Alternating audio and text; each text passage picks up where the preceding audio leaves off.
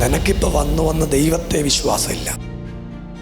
നിന്റെ കൂട്ട് വന്നവൻ, പക്ഷെ അവൻ്റെ മേന്നൊരു കെട്ടൊക്കെ പൊട്ടിപ്പോയി.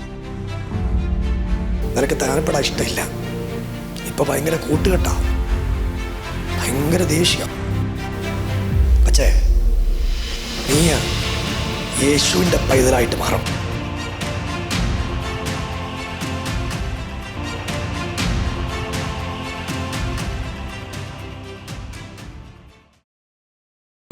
ഏറ്റവും പുറകെ നിൽക്കുന്ന മോനാ, ഇങ്ങോട്ട് വാടാ. നിനക്കിപ്പോൾ വന്ന് ദൈവത്തെ വിശ്വാസമില്ല ഉണ്ടോ?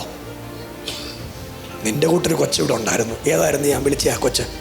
ദൈവത്തെ വിശ്വാസമില്ലാത്ത എന്തിയാള് ഏതായിരുന്നു? കൈവക്കടാ. ഏതായിരുന്നു? നീ ആയിരുന്നു.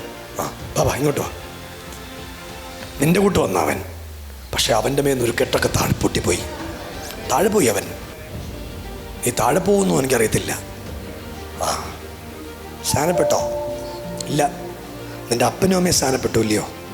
നിനക്ക് സ്നാനപ്പെടാൻ ഇഷ്ടമില്ല. നിൻ്റെ വീട്ടിൽ ആരാ അച്ഛനുള്ള?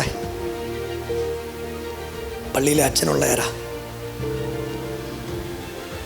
പപ്പായുടെ അനിയൻ പള്ളിയിലെ അച്ഛനാ അല്ലയോ?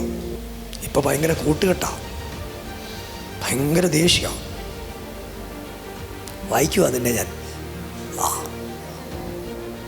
പക്ഷേ നീ യേശുവിൻ്റെ പൈതലായിട്ട് മാറും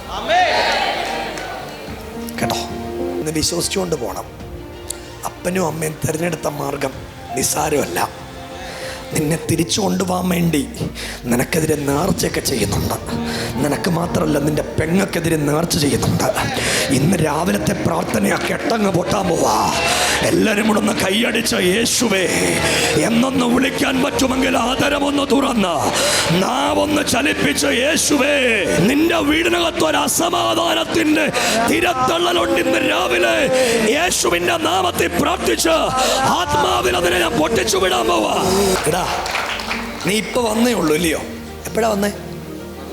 എത്ര നേരമായി? കുറച്ചു നേരമായി. എത്ര നേരമായി? എന്നാലും കുറച്ചു നേരമായെങ്കിൽ അരമണിക്കൂറായി. യോത്തിരുന്നോ? ഇല്ല. യോഗം കഴിയട്ടെന്ന് വിചാരിച്ചിരിക്കുമായിരുന്നോ? ആയിരുന്നു. അതാ യേശുവിനോട് പറഞ്ഞേ. എന്നോട് ദൈവം പറഞ്ഞേ, നീ എവിടെ മാറി നിൽക്കുമോ? നിനക്ക് വേണ്ടിയാ ഞാൻ എല്ലാവരെയും ഇന്ന് വിളിച്ചേ, അല്ലെ 1:30 നിർത്തിയേനെ. എന്നോട് യേശു പറഞ്ഞു, നീ ചൂണും ചാരി അവിടെ നിൽക്കുമായിരുന്നു, നിനക്കങ്ങോട്ട് താല്പര്യമില്ല കയറാൻ. നിങ്ങൾ കൈയൊന്നടിച്ചൊരു സ്വോത്രം പറഞ്ഞു. എനിക്ക് ഒരു കാര്യം കൂടെ, എനിക്ക് തോന്നുന്നു ഇന്ന് ഇവന് വേണ്ടിയാ യോഗം നീട്ടിയത്. 1:30 ഞാൻ എൻ്റെ ലൈഫിൽ ആദ്യമായിട്ട് ആൾക്കാരെ മുന്നോട്ട് വിളിക്കുന്നത്. ഞാൻ ആരെയും വിളിക്കത്തൊന്നുമില്ല. പ്രസംഗം കഴിഞ്ഞ് ദൂത് പറഞ്ഞ് ഇറങ്ങി അങ്ങ് പോകും. ഇതാ എൻ്റെ ശീലം. പക്ഷെ ദൈവം എന്നോട് പറഞ്ഞു, ആ കഴുതകളുമായി ഒരുത്തൻ അവിടെ നിൽപ്പുണ്ടെന്ന് ഒരു സ്വോത്രം പറഞ്ഞു. നിനക്ക് വേണ്ടി യോഗം നീട്ടിയതാ. ഒരു സ്വോത്രം പറഞ്ഞു. പോയി നിന്നോ.